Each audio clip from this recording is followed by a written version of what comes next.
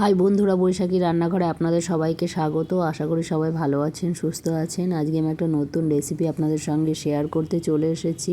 তেল কইয়ের রেসিপি নিয়ে চলে এসেছি।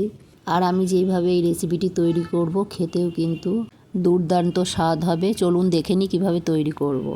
এই যে বাজার থেকে কই মাছ কিনে নিয়ে এসেছে, কেটে নিয়ে এসেছে, একবারে ধুয়ে নেব। ভালো করে লবণ দিয়ে ধুয়ে নিলে পুরো ভালো করে পরিষ্কার হয়ে যাবে। এই যে ধোয়ার পরে তারপরে আমি লবণ হলুদ মাখিয়ে নেব মাছগুলোতে। এই যে এখানে আমি 4টে মাছ নিয়েছি, কই মাছ। আর এই যে একটা ভাজা মশলা তৈরি করে নেব। জিরে আর তেজপাতা শুকনো খোলায় ভেজে নেব। এই যে একটু লাল লাল হয়ে এলেই নামিয়ে নিতে হবে। এই যে ভাজা হয়ে গেছে, এবার আমি নামিয়ে নেব। এই যে এখানে মাছগুলো লবণ হলুদ মাখিয়ে নিয়েছি। এখানে জিরে আদা লঙ্কা বাটা নিয়েছি, টমেটো কুচি নিয়েছি, আর এখানে হচ্ছে তেজপাতা আর শুকনো লঙ্কা আর জিরে নিয়ে নিয়েছি ফোড়ন দেওয়ার জন্য। এই যে কড়াই গরম করে সর্ষে তেল দিয়ে দিয়েছি। এবার আমি কই মাছগুলো ভেজে নেব, হালকা একটু ভেজে নেব, খুব বেশি ভাজবো না। এই যে আমি 2 পিটি অল্প করে ভেজে নিয়েছি, এবার আমি তুলে নেব। এইভাবে আমি সব মাছগুলো ভেজে নেব। এবার আমি গোটা জিরে শুকনো লঙ্কা তেজপাতা ফোড়ন দিয়ে দিলাম, আর টমেটো কুচিগুলো দিয়ে দিলাম। টমেটো কুচি দিয়ে একটু পরিমাণ মতো লবণ আর হলুদ দিয়ে দিলাম। দিয়ে টমেটোগুলো একটু গলে গেলে এবার আমি মশলা দিয়ে দেব। জিরে আদা আর লঙ্কা বাটা দিয়ে দিয়েছি।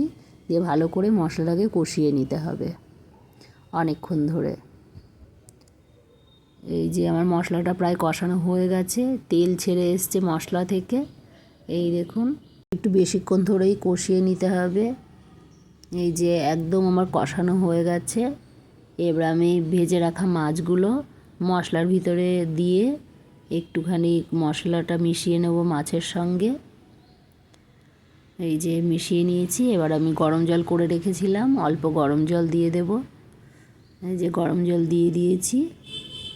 এবার আমি 5 থেকে 6 মিনিট ফুটতে দেব।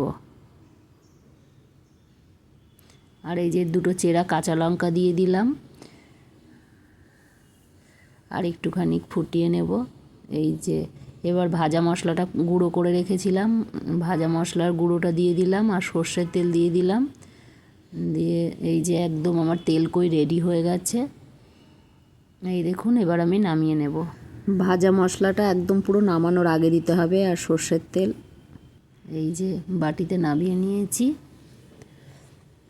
এই রেসিপিটি আপনাদের যদি ভালো লেগে থাকে একটা লাইক কমেন্ট এবং প্রচুর শেয়ার করবেন। আমার এই চ্যানেলে যেই বন্ধুরা নতুন সাবস্ক্রাইব করে দেবেন, পাশের বেল আইকনটি প্রেস করে দেবেন নতুন নতুন রেসিপির ভিডিও পেতে। আর আপনারাও এইভাবে বাড়িতে তৈরি করে দেখুন, খেতে কিন্তু খুবই সুন্দর হয়, ভীষণ টেস্টি হয় এই তেল কইয়ের রেসিপি। এইভাবে রান্না করলে গরম ভাতের সঙ্গে এই রকম তেল কই একদম কিন্তু জমে যাবে। রেসিপিটি কেমন লাগলো অবশ্যই কমেন্টে জানাবেন। আজকে এই পর্যন্তই, আবার অন্য কোনো দিন অন্য কোনো নতুন রেসিপি চলে আসবো।